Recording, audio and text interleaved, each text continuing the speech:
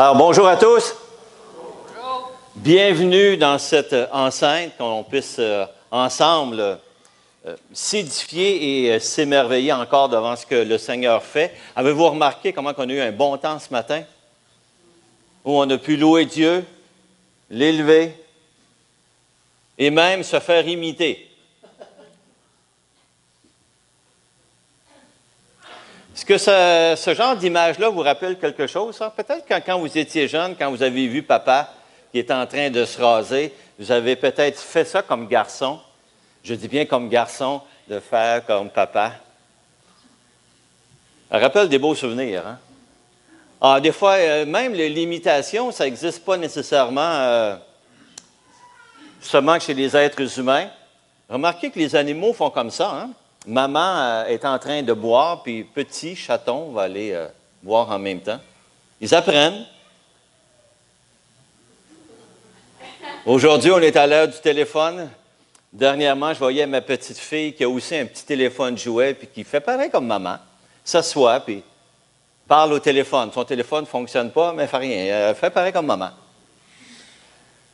Il y en a combien de jeunes filles qui se sont déguisées comme des mamans? Est-ce que vous pouvez oser lever la main quand vous étiez jeune? Oh, il y en a qui ont levé. Oh, ils se sont habillés en grande dame avec des souliers à talons hauts. Il fallait faire 2 pas dans le soulier à talons hauts avant de partir avec. Alors, et ça ressemble souvent à ce qu'on faisait. Ah, préparation souvent peut-être pour un grand gala. Petit garçon qui regarde son papa puis qui s'habille pareil comme papa. Ah, il me semble que ça, c'est tellement clair. Hein? Aujourd'hui, tous les deux sur le téléphone, devant l'ordinateur. Ah, ça, c'est un petit peu plus... Vous avez 2 présidents français, un ancien et un nouveau, M. Hollande et Sarkozy. L'image représente bien que finalement, ils étaient au même pas. Ça ne veut pas nécessairement dire qu'ils s'imitaient, mais au moins, dans leur attitude, il y a des choses qui sont semblables.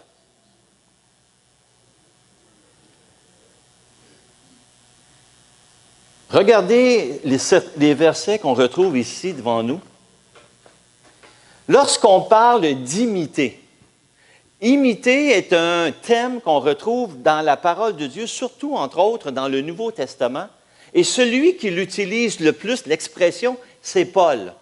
Et dans les versets qui sont ici, 3 versets où que Paul lui-même parle d'imiter. « Je vous en conjure donc, soyez mes imitateurs. » 1 Corinthiens 4, 16. « Soyez mes imitateurs comme je le suis moi-même de Christ. » Wow! Et vous-même, vous avez été mes imitateurs et ceux du Seigneur en recevant la parole au milieu de beaucoup d'afflictions avec la joie du Saint-Esprit. Et on retrouve ça dans 1 Thessaloniciens.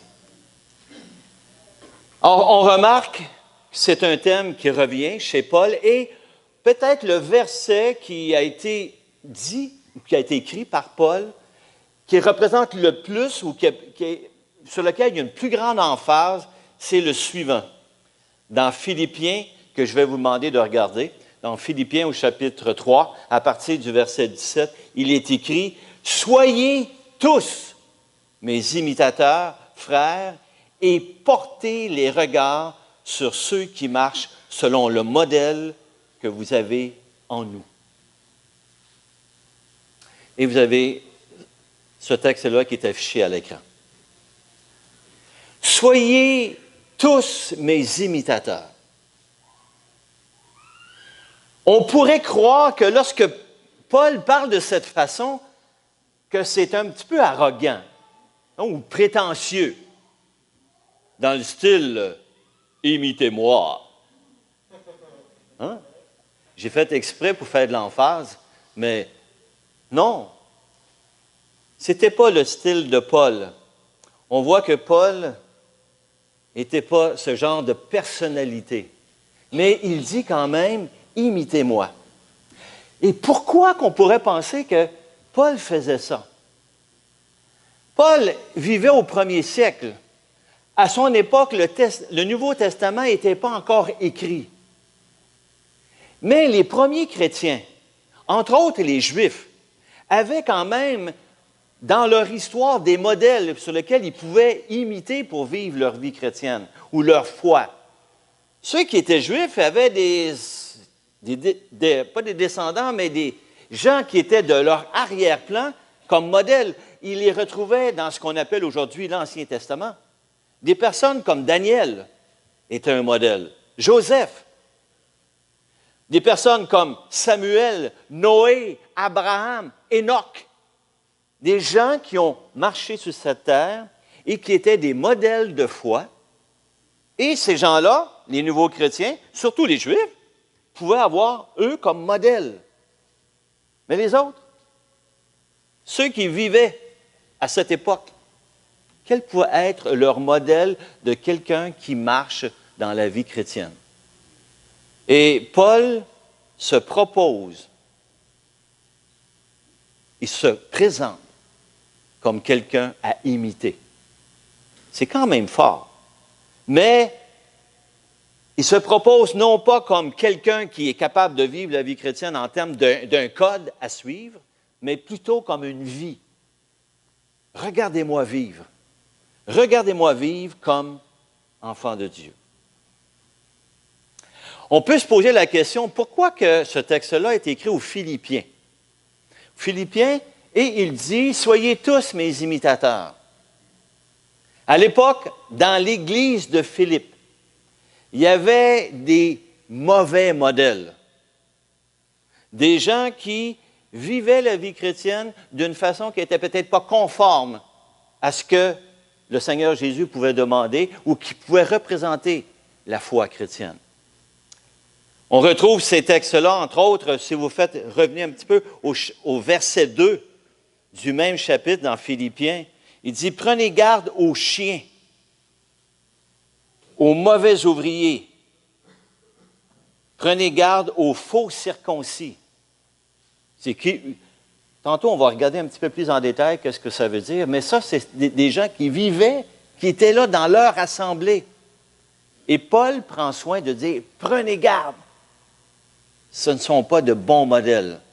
Un petit peu plus loin, dans le même texte qui est déjà ici, il dit pourquoi il dit qu'il parle d'être « Soyez mes imitateurs », verset suivant, « Car il en est plusieurs qui marchent en ennemis de la croix, dans la même Église. » Et dans ce sens, ils étaient de mauvais modèles. Et on va regarder ensemble, un petit peu plus loin tantôt, qu'est-ce que ça peut vouloir dire, ennemi de la croix. Mais quand on parle de imiter, c'est une notion qui est tout à fait humaine et naturelle. Avez-vous remarqué comment que les gens apprennent en tout premier lieu lorsqu'ils sont à la naissance? Les enfants apprennent par modèle. Êtes-vous d'accord avec moi? Ils ne comprennent pas nécessairement le langage, encore, mais ils apprennent en faisant pareil comme ce qu'ils voient autour. Est-ce que vous avez fait ça quand vous étiez jeune? J'essaie de vous rappeler, il y a 30, 40, 50 ans. Vous avez imité quelqu'un. Vous avez appris par modèle. Vous avez vu des gens apprendre à faire leur lacet, puis on vous a montré, puis vous avez juste reproduit la même chose. Tous, les êtres humains, la façon d'apprendre le mieux, le plus facile, surtout au niveau de la vie, c'est par modélisation. Ça, c'est un grand mot que les psychologues utilisent ou les sociologues, mais qui indique quelle est la façon que les gens apprennent, en imitant. Et c'est la même chose pour les ados. Moi, j'en reviens pas actuellement, là, quand je me promène ici à Granby, j'ai l'impression que les ados sont tous habillés pareil. Vous remarquez? Tu sais, ils ont des jeans un petit peu serrés, là, puis ils ont ensuite des petits running shoes. Là, j'ai l'impression que toutes les jeunes filles sont habillées pareil, toutes pareilles. Ils apprennent ça où?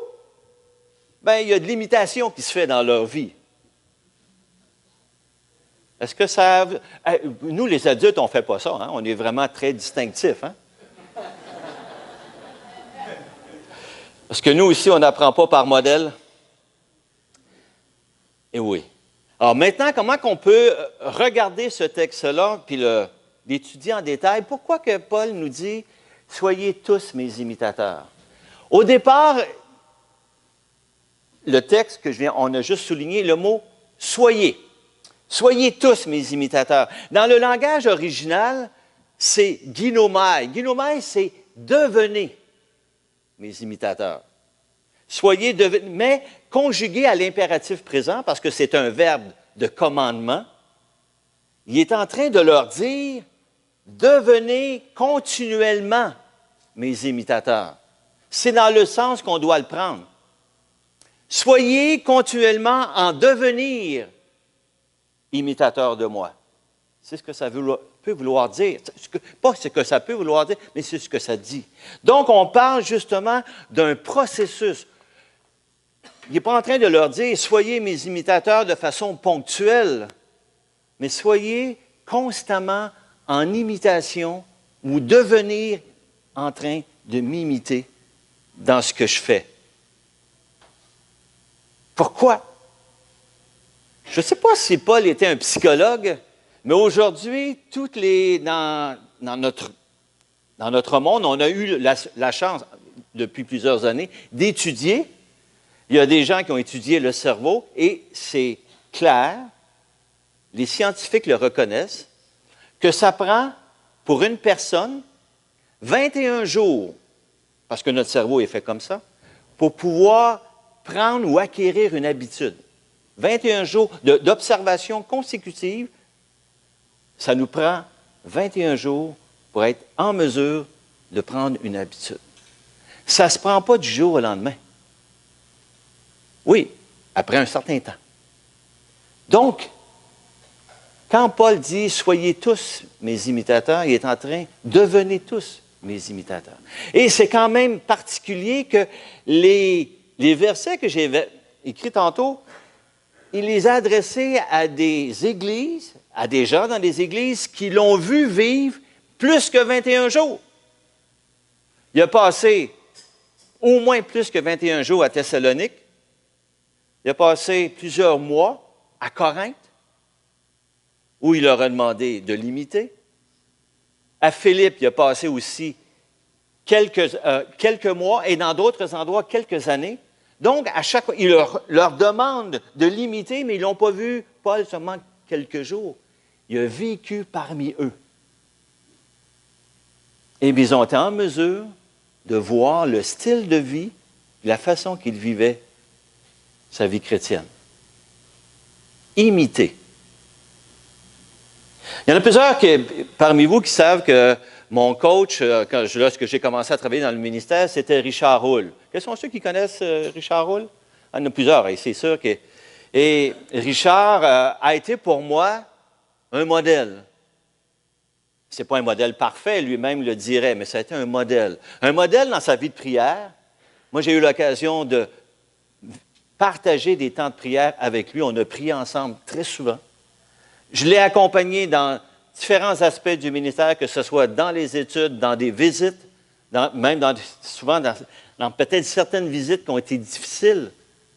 Mais j'étais avec lui et j'ai appris. J'ai vu et j'ai modélisé dans un certain sens. Et ça a été une personne qui a laissé quand même une bonne marque dans ma propre vie. Je voyais quelqu'un, en Richard, qui imitait Christ dans sa vie et il était un modèle. Vous connaissez, est-ce qu'il y en a qui connaissent John Piper?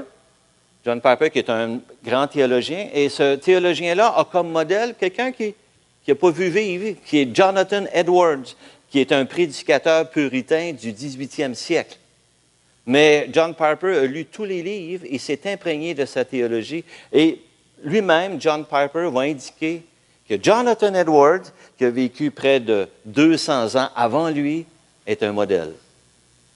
Est une personne à imiter, même s'il n'a pas nécessairement vécu avec lui. Encore aujourd'hui, Jacques Alexanian. Est-ce qu'il y en a qui connaissent Jacques Alexanian? C'est sûr que Jacques Plante et Suzy, qu'on accueille ce matin, ils le connaissent bien parce qu'ils ont vécu. Monsieur Jacques Alexanian, qui a 88 ans, droit comme un chêne, qui sert le Seigneur, pour moi, c'est un modèle. Il est en train d'imiter Christ, vivre le ministère avec un enthousiasme et un débordement de joie. C'est bon de le voir aller. Avec sa voix, là, c'est bon. Un modèle. Et si vous remarquez, Paul n'interpelle pas seulement quelques-uns, c'est « Soyez tous mes imitateurs ». Soyez tous mes imitateurs, frères. Hey, tous, ça veut dire que, ben, tu sais, c'est un mot absolu, hein, c'est tous. Il invite tous les Philippiens à être imitateurs de lui. Mais ce qui est particulier, c'est que le mot imitateur, il est conjugué comme ça, mais en grec, c'est sum mimetes. Ça veut dire quoi, ça? C'est que Paul a rajouté un préfixe en avant de ce mot-là. Le mot imitateur, c'est mimetes. On retrouve le mot mimer dans ce mot-là. Mais il a rajouté, Paul, soyez tous sun mimetes. Soyez tous co-imitateurs ou imitateurs partenaires. C'est dans ce sens-là. Ou imitateurs avec. Ça veut dire, puis on remarque que dans le grec classique, ce mot-là, sun mimetes, n'existe pas. C'est Paul qui l'a inventé. Ben, du moins, avec les écrits qu'on reçoit aujourd'hui. Il y a seulement Paul qui utilise ce mot-là. Soyez imitateurs, mais partenaires. Pas juste tout le monde regardez envers moi, mais soyez tous des imitateurs, et ça peut sous-entendre les uns les autres. Et quand il rajoute le mot frère, wow, il s'adresse à toute une communauté de personnes qui sont tous de la même famille spirituelle. Une église. Soyez tous imitateurs. C'est pas encourageant, ça? Vous allez dire, ouais, c'est tout un contrat, là. Mais on va regarder ça en détail, puis on va voir que c'est quand même intéressant. D'abord, quand il parle que le mot imitateur, puis qui vient du mot mimetes et qui veut dire mimer, qu'on retrouve en français, vous savez que mimer, c'est poser des gestes, mais sans parole. Êtes-vous d'accord avec moi? Oui. Alors, quand il parle de mimetes, de imitateur, c'est imiter une attitude, comportement, ce qui est visible, pas nécessairement une parole. Vous savez, il y a un théologien qui disait, plusieurs prédicateurs disent, faites ce que je vous dis. Mais ils sont rares ceux qui disent, faites ce que je fais. Parce que les attitudes, les comportements parlent beaucoup plus que les paroles. Êtes-vous d'accord? Oui, parce qu'on peut bien dire beaucoup de choses, mais notre style de vie, notre comportement, nos attitudes témoignent davantage de ce qu'il y a dans notre cœur et au-delà de ce qu'on est en train de dire. Soyez tous mes imitateurs. Et on remarque, il continue, puis là, dans le même verset, « Soyez tous mes imitateurs, frères, et portez les regards sur ceux qui marchent selon le modèle que vous avez en nous. » Oups! Il dit « Soyez mes imitateurs », puis il parle du modèle que vous avez en nous. C'est qui ce « nous » ? C'est plus que Paul. Alors, on voit que Paul met de l'emphase dans les paragraphes précédents de la même épître. Il y a d'autres personnes qui sont présentées également comme modèles. Et quand Paul parle de nous, bien Paul, lorsqu'il arrivait dans une église, il arrivait avec son équipe. Timothée faisait partie de son équipe, entre autres. Silas, dans d'autres endroits. Barnabas, à un moment donné. Mais quand il parle de nous, on peut présumer qu'il présente également d'autres personnes qui peuvent être des modèles pour l'Église. Et si on remarque, le premier, donc, il présente comme modèle dans le même texte, dans Philippiens, mais au chapitre 2, il parle de Jésus-Christ. À partir du verset 5, « Ayez en vous les sentiments qui étaient en Jésus-Christ. » Ce n'est pas un modèle, ça? Ce qu'il est en train de leur dire? « Existant en forme de Dieu, n'a point regardé son égalité avec Dieu comme une proie à arracher, mais il s'est dépouillé lui-même en prenant une forme de serviteur, en devenant semblable aux hommes. Et il apparut comme un vrai homme. Il s'est humilié lui-même en se rendant obéissant jusqu'à la mort, même jusqu'à la mort sur la croix. » Quel est le modèle qu'il donne aux Philippiens concernant Jésus? Un modèle de celui qui a renoncé à lui-même, qui a abandonné ses droits, qui a abandonné son égalité avec le Père pour venir marcher sur cette terre et donner sa vie pour chacun d'entre nous. Et ça, c'est extraordinaire. Il donne, ayez en vous les mêmes sentiments. Renoncer à lui-même. C'est pas Jésus qui a dit que ceux qui veulent me suivre doivent porter sa croix? Renonce. Et me suivre. Porter sa croix, là, c'est renoncer à soi-même. Porter la croix, là, c'est porter ton instrument de torture sur lequel tu vas aller mourir. C'est ce que ça veut dire, porter sa croix. Parce que la croix, c'était pas un bijou, là. La croix, c'était pas un chapeau, là. La croix, c'est un instrument de torture pour lequel on faisait mourir quelqu'un. Quand quelqu'un allait à la croix, c'est ceux qui ne revenaient pas. Ceux, parce qu'ils mouraient là. Donc, porter sa croix, c'est de suivre Christ, de mourir à soi-même. Oh! Tu as un exemple, tu as un modèle qui laisse?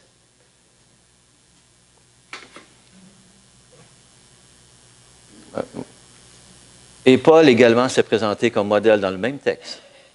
Juste avant, lorsqu'il a dit « Soyez tous mes imitateurs », il dit « Moi aussi, cependant, j'aurai sujet de mettre ma confiance dans la chair. » Paul dit lui-même, ça c'était son arrière-plan, son CV. Si quelqu'un autre croit pouvoir se confier en la chair, je le suis bien davantage. Moi, circoncis le 8e jour. Ça, c'est tout son CV de juif, là.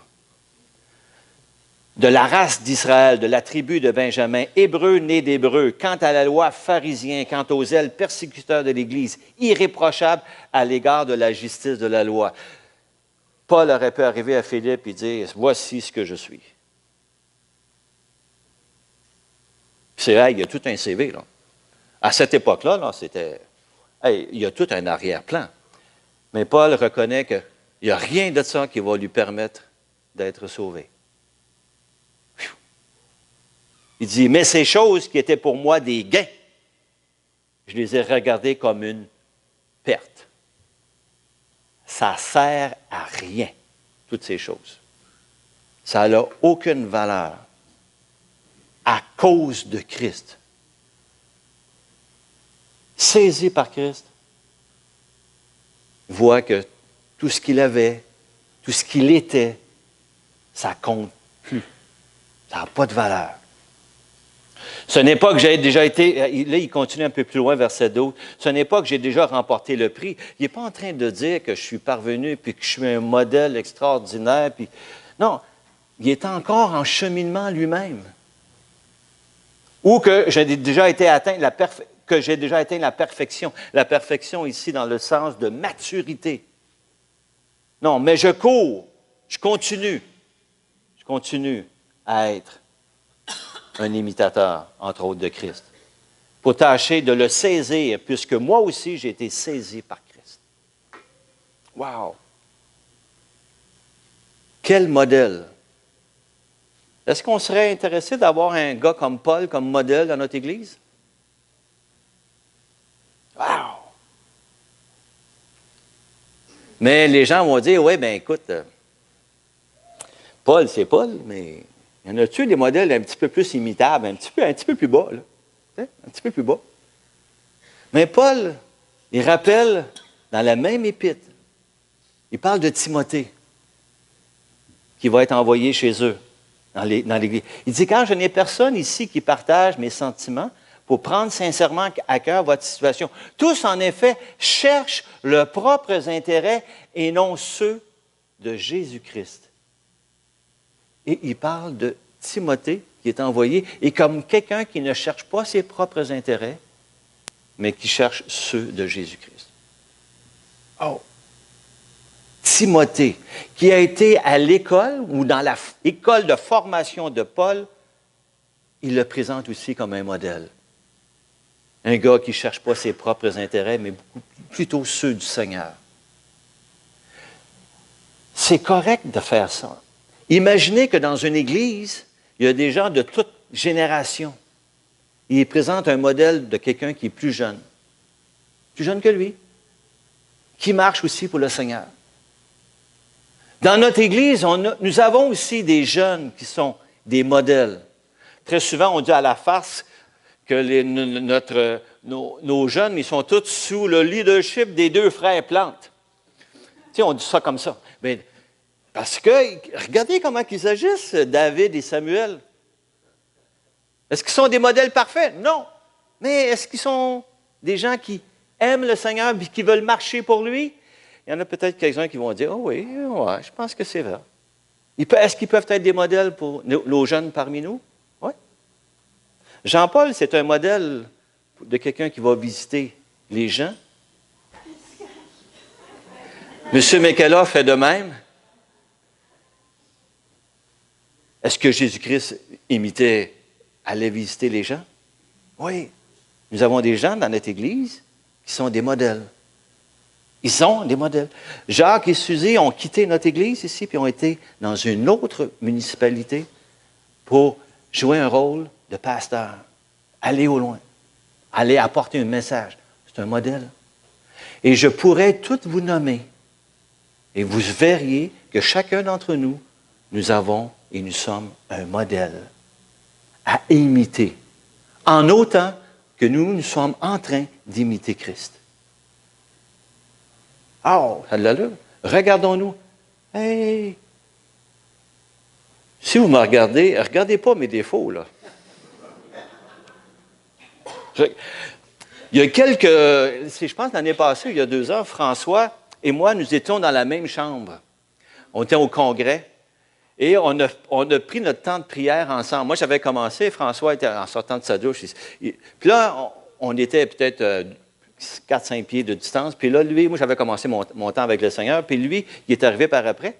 Et il me fait part le lendemain. Il dit, non, il a vu la façon que moi, je priais ou que je prenais du temps avec le Seigneur. Puis pour lui, il trouvait que c'était un bon exemple. Il l'a même répété à d'autres. Moi, je ne pensais pas à ça. Là. Moi, je suis en train de faire mon culte avec le Seigneur comme je le fais depuis une 30aine d'années. Mais pour lui, la façon que je faisais ça, que je prenais ma Bible, puis que j'arrêtais, puis que je priais, pour lui, c'était un exemple.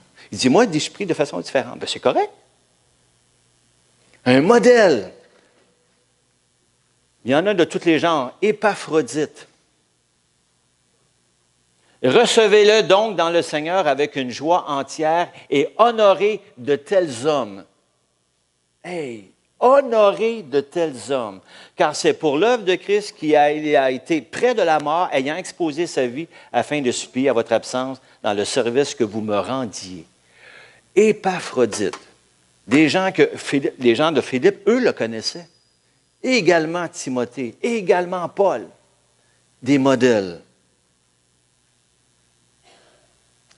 Mais on pourrait se demander pourquoi il les propose si fortement, comme ça, que ce soit Jésus lui-même, Épaphrodite, Timothée, face aux mauvais modèles. Regardez les mauvais modèles qu'il y avait dans cette Église-là. C'est comme s'il est en train de leur dire, imitez ces personnes, mais n'imitez pas cela. Prenez garde aux chiens. Il faut dire que le mot chien n'a pas la même connotation à cette époque qu'aujourd'hui. Les chiens, c'était des animaux errants à l'époque, repoussants, qui n'étaient pas nécessairement domestiqués. Alors, prenez garde aux chiens, aux mauvais ouvriers, prenez garde aux faux circoncis. On essaie de voir qu'est-ce que ça peut vouloir dire, ces personnes-là. Ce sont ceux, si on fait des connotations avec ce que la parole de Dieu enseigne dans d'autres lettres de Paul, Paul parle sûrement des judaïsants, des gens qui, dans l'Église, avaient tendance à imposer la loi aux chrétiens, indiquant que pour être un bon chrétien, il fallait que tu obéisses aussi à la loi de Moïse, avec un fardeau. Et Paul, ce n'était pas l'enseignement au niveau de l'Évangile qu'il prônait dans ses églises. Et il parle également de mise en garde aux ennemis de la croix. Ceux qui sont des obstacles au renoncement de soi. Oh! Ceux qui peuvent vivre ou qui peuvent dire que non, moi je peux continuer le style de vie que je fais. Je suis chrétien de toute façon. Sauvé. Et le comportement et les attitudes ne vont pas avec son identité, ce qu'il est en Jésus-Christ. Oh! La question qu'on pourrait se poser, est-ce que nous sommes fortement ou décidés à imiter et à prendre exemple sur des personnes qui, elles, imitent Jésus-Christ? Je vous lance la question. Est-ce qu'on est fortement décidé à faire ça? Ce n'est pas un fardeau. C'est tout simplement que être ce que nous sommes. Vous savez que nous sommes chrétiens. Vous savez que ça veut dire chrétien petit de Christ. Il vit en nous. Il vit en nous. Nous sommes déjà comme créatures porteurs de l'image de Dieu, mais comme enfants de Jésus-Christ, ou enfants de Dieu. Le Saint-Esprit qui vit en nous nous amène à reproduire dans nos propres vies le caractère de Christ. Et c'est ce que Dieu désire pour chacun d'entre nous. Ça ne veut pas nécessairement dire, reproduire le caractère de Christ, de faire comme certaines personnes dans certains pays qui vont aller se planter sur une croix dans le temps du Pâques et pour montrer tout l'aspect sacrificiel de la mort de Jésus. C'est bien ça. Ça peut être bien. Mais ce n'est pas ça, imiter Christ. Ce n'est pas reproduire ce qu'il a fait exactement. C'est une question de cœur, de laisser l'Esprit Saint qui est en nous nous amener à reproduire le caractère de Jésus-Christ dans nos propres vies. Puis on pourrait se poser même la question nous-mêmes, est-ce que notre vie est un... OK, devinez donc, j'ai pensé, je pense... Ah, ça c'est une autre chose qu'on va regarder tantôt. On va revenir. Mais quand ce que je viens juste de dire, est-ce que c'est possible comme être humain? Les gens vont dire, on ne peut pas imiter Jésus-Christ. Non. Nous ne sommes que des êtres humains. Mais par grâce, oui. Parce que nous avons été graciés, nous sommes en mesure de vivre de sa grâce.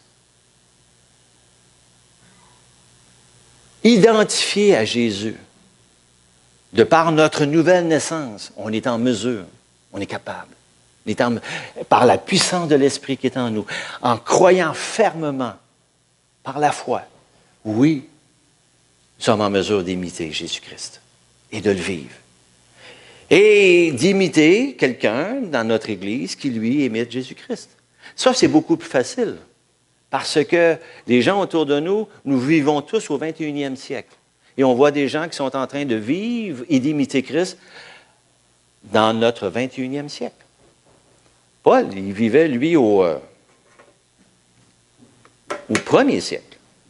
Mais aujourd'hui, est-ce qu'on a besoin de modèles? Oui, on a besoin de modèles. De vivre ensemble, les uns les autres, notre imitation à Christ. L'encouragement que je nous donne ce matin, c'est imitons ceux et celles qui imitent Christ. Et faisons-le ensemble. entre frères et sœurs, comme Paul nous encourage à le faire. Au point de vue pratique, qu'est-ce que ça peut vouloir dire? Imiter Christ. Là, je vais dans Éphésiens 5. À partir du verset... Oh, attendez une minute, est-ce que j'ai pas... j'ai peut-être passé par-dessus. Là. Non, non. Bon, ce que je vais vous faire, je vais vous amener à lire Éphésiens 5 à partir du verset 1. Est-ce que vous êtes en mesure d'aller prendre votre Bible et de regarder Éphésiens 5? Donc, si vous êtes dans Philippiens dans votre Bible, vous revenez peut-être 2 ou 3 pages à l'arrière, et là, vous allez vous retrouver dans Éphésiens au chapitre 5. Remarquez qu'est-ce que Paul dit. Devenez donc, et le mot devenez, c'est encore le même mot ginomai, à l'impératif présent. Devenez donc devenez donc continuellement les imitateurs de Dieu, comme des enfants bien-aimés, et marchez dans l'amour à l'exemple de Christ, qui nous a aimés et qui s'est livré lui-même pour nous, sacrifice, comme une offrande et un sacrifice de bonne odeur. Oh! Il parle aux Philippiens, aux Éphésiens, ou peut-être les églises de cette région-là.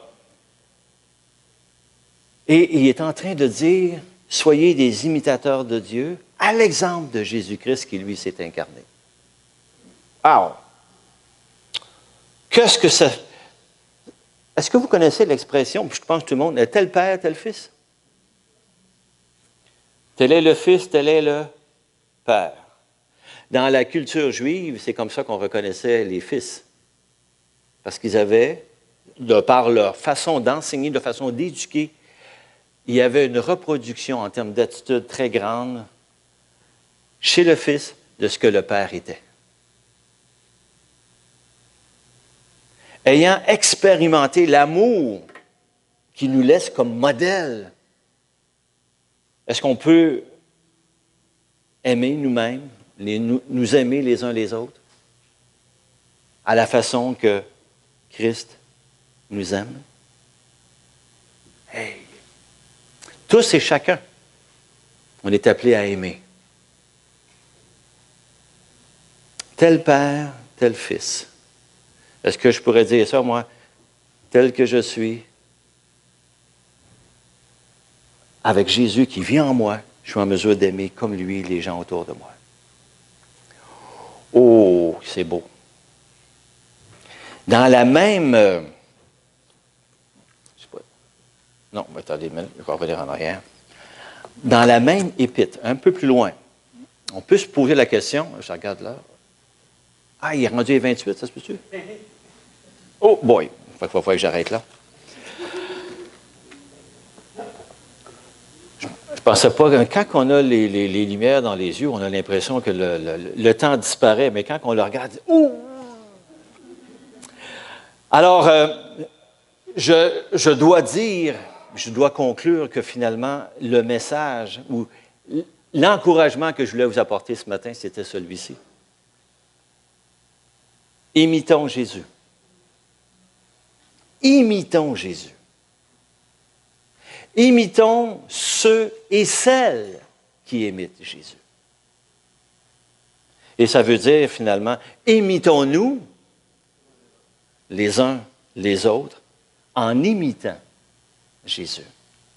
De telle sorte que on se retrouve comme assemblée des gens du dehors qui vont nous regarder et qui vont reconnaître au travers de ce que nous sommes, Jésus, qui lui, les attire à lui, les attire à la croix, et que nous devenons des modèles vivants, modèles live de ce qu'est Jésus-Christ. Nous sommes ici pour la gloire de Dieu. Et ensemble, c'est ensemble, en Église, qu'on est appelés à imiter Christ et de s'imiter les uns les autres dans ce domaine-là. J'invite les gens de l'équipe de louange. Est-ce que vous aviez préparé un chant à la fin? Oui? C'est bon? Alors, Pouvez-vous avancer, les musiciens? On va juste, pendant qu'ils s'avancent, je vais juste prendre un temps avec... je ferme ça.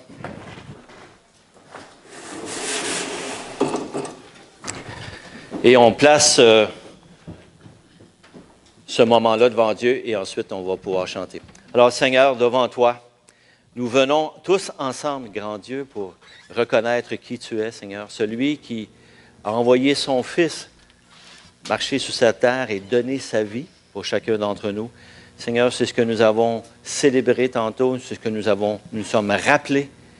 Et quelle joie, Seigneur, de pouvoir ensemble, Seigneur, se rappeler que tu as laissé, Seigneur, en toi-même, dans ta vie ici, un modèle que nous pouvons suivre. Paul s'est proposé lui-même comme modèle, pour t'imiter toi-même, Seigneur Jésus. Et nous, Seigneur, on est interpellés également à faire de même. Et Seigneur, on ne peut pas l'accomplir sans que tu interviennes toi-même dans nos propres vies, que par ton esprit, que tu nous donnes cette capacité de pouvoir le faire. Mais grand Dieu, merci de ce que nous sommes appelés dans ce si beau ministère que de celui de t'imiter et de faire en sorte que ton nom et ta personne soient reconnus comme tel dans ce monde. Alors, loué sois-tu, et grand Dieu, et merci pour tout ce que tu as accompli dans nos propres vies. Amen.